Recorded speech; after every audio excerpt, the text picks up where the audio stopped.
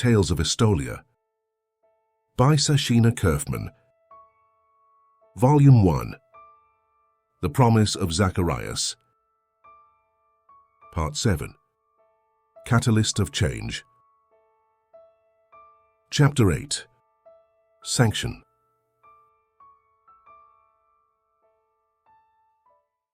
If we remain sheltered from the nations of the planet, deity has proclaimed that the forces at work will destroy our ecosphere.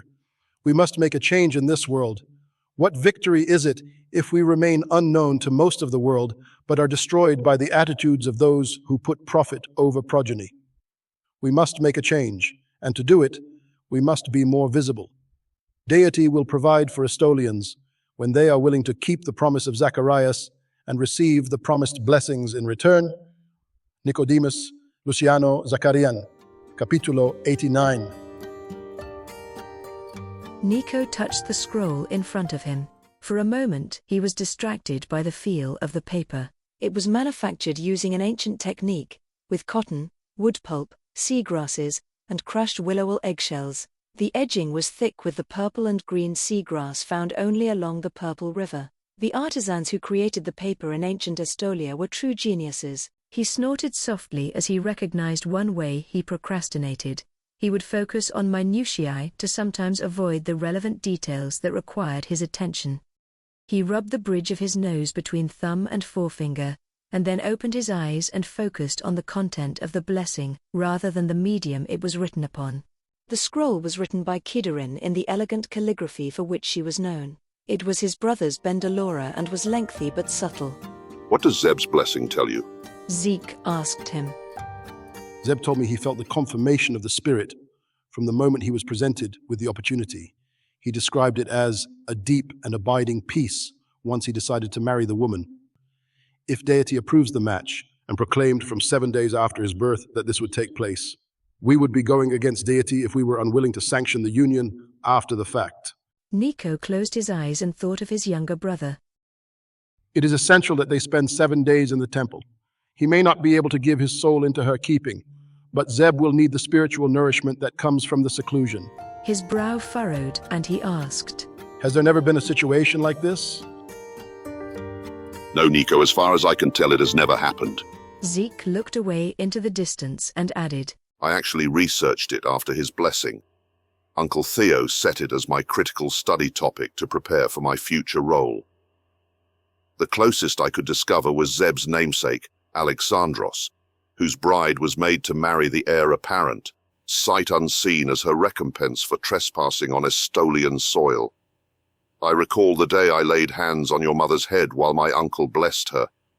It was clear then that her third son had a holy calling that could not be quantified, and as a result, he would have greater burdens than you or Leon. The blessings are always greatest for those whose burdens are heaviest. Nico quoted absently. Suddenly his head came up, and he looked at his uncle sharply. I believe, Uncle, there may be... He broke off what he was saying. After a brief pause, he said forcefully, I know now exactly how I am to handle this. Has the seclusion suite been prepared? Yes, Nico, it has. I will let your mother know. She will be disappointed to have to wait for a week before seeing your brother, but she knows her family well enough to realize that not being invited to the temple would be devastating for Zeb.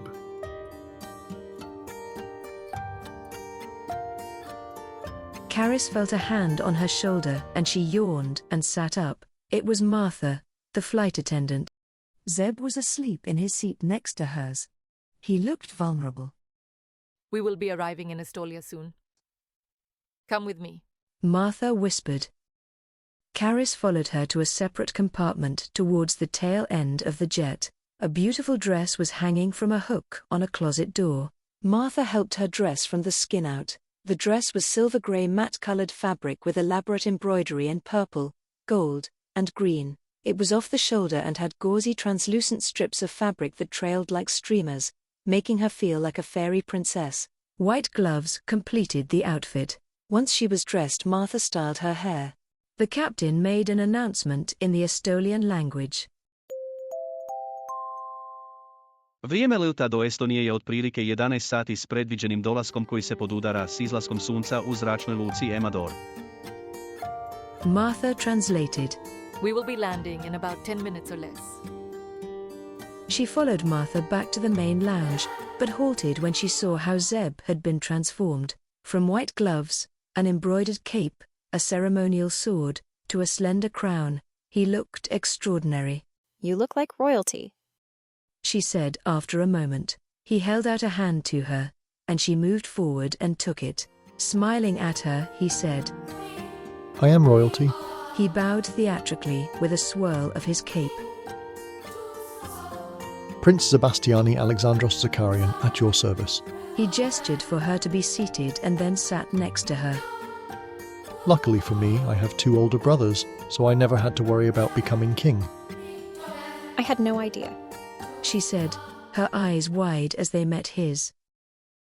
That is why you have been dressed in that enchanting gown. By extension, you are now a princess. My 2 older brothers, my uncle and my father, are the 4 most powerful men in Estolia. While the jet descended rapidly towards the runway, Zeb felt an overwhelming peace wash through him, the same peace he felt when Reardon asked if he was willing to marry Cassandra Taylor Smythe, a woman characterized as a money-hungry harpy, willing to marry one of the most immoral men on the planet so she could double her riches. The feeling of peace had increased when he saw her approaching him in that pleasant fern grotto, a peace that spoke to his soul and proclaimed that this woman was the one whom deity wanted him to marry. He hoped fervently that there would be compensations for his willingness to forego yielding his soul up into her keeping. During his acolyte year, every time he read another account of that moment in the lives of his ancestors, he felt bereft. It was hard to stomach the thought that he would be forced to skip that experience. The only thing that made it bearable was the realization that his willingness to fulfill his birth blessing would be the necessary catalyst to somehow save the planet and preserve Estolia for millennia to come. He turned his head to look at her, and the same sweet peace stole over him again. Deity was telling him that this alliance was the correct one for him. This was where he was supposed to be.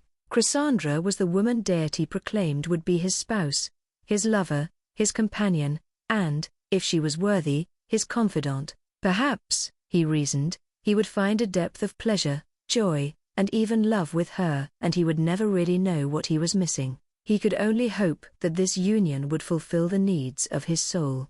The airplane was almost to the ground when he reached over to her and grabbed her hand tightly just as they touched the runway. No matter what his forebears had, what mattered the most was what he had right now, and that was this woman.